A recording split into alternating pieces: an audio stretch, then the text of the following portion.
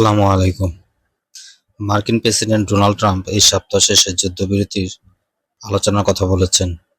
তিনি দাবি করেন ইরান তার দাবিগুলির খুব কাছাকাছি অবস্থানে পৌঁছেছে। তিনি গতকাল লেবানন ও ইসরায়েলের 10 দিনের যুদ্ধবিরতি ঘোষণা করার পূর্বে দুই দেশের প্রধানমন্ত্রীদের সাথে কথা বলেন। লেবাননের মানুষ রাস্তায় উল্লাস প্রকাশ করছে যুদ্ধবিরতির হওয়ার পর থেকে। তবে ইসরায়েলি বাহিনী নতুন করে ফিলিস্তিনে হামলা চালিয়েছে। আনাদোলু নিউজ এজেন্সি এই খবরটি প্রকাশ করেছে। 10ই অক্টোবর 2025 সাল থেকে কার্যকর হওয়া যুদ্ধবিরতি চুক্তির সর্বশেষ লঙ্ঘনে গাজা উপত্যকা জুড়ে ইসরায়েলি হামলায় বৃহস্পতিবার এক শিশুসহ 4 ফিলিস্তিনি নিহত হয়েছে।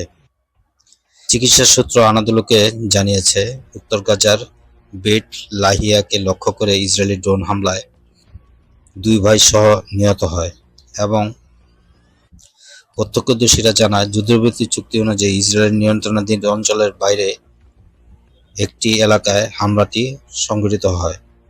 তবে ইসরায়েলি সেনাবাহিনী দাবি করছে, তাদের বাহিনী তথাকথিত হলুদ রেখা অতিক্রম করা 2 ফিলিস্তিনিকে শনাক্ত করে তারা এমনভাবে সৈন্যদের কাছে আসছে যা তাৎক্ষণিক হুমকি তৈরি হয়েছে। এতে বলা হয়, বিমান হামলায় 2 জন নিহত হয়েছে। একটি পৃথক ঘটনায় ইসরায়েলি বাহিনী মধ্য গাজা আল মাগাজি শরণার্থী শিবিরের পূর্বে বাস্তুচ্যুত ফিলিস্তিনিদের বাড়ি এবং তাঁবুর দিকে গুলি চালানোর পরে এক কিশোর বালক সহ 3 ফিলিস্তিনি আহত হয়েছে। হলুদ রেখা হলো সেই রেখা, যে লাইন যেটিতে ইসরায়েলি সেনাবাহিনী যুদ্ধবিরতির অধীনে গাজার অভ্যন্তরে প্রত্যাহার করেছিল। এটি পূর্বে সম্পূর্ণ ইসরায়েলি নিয়ন্ত্রণাধীন এবং যা 55% মূলভূমির কভার করে। পশ্চিমের এলাকাটি ফিলিস্তিনিদের জন্য থাকার অনুমতি রয়েছে।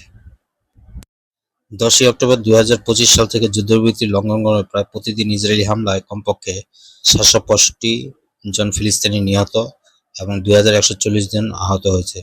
যুদ্ধবিরতি 2 বছরের বেশি সময় ধরে চলা গণহত্যায় এই পর্যন্ত 72,000-এর বেশি ফিলিস্তিনিকে হত্যা করেছে, 1,72,000-এর বেশি আহত হয়েছে। গাজা উপত্যকার প্রায় 90% অবকাঠামো ধ্বংস করেছে। মার্কিন অবরোধের মধ্যে ইরান সংযুক্ত জাহাজগুলি উপসাগরের নতুন রুট চালু করেছে।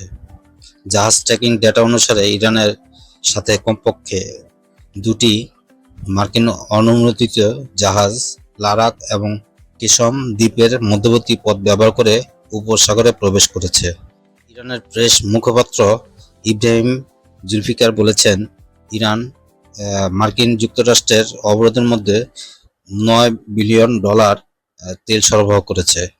মার্কিন অবরোধের পর হরমুজ প্রণালী দিয়ে সাধারণত দৈনিক 110 থেকে 130টি জাহাজ চলাচল করে, তবে বর্তমানে তা কমে 10-12টিতে পৌঁছেছে।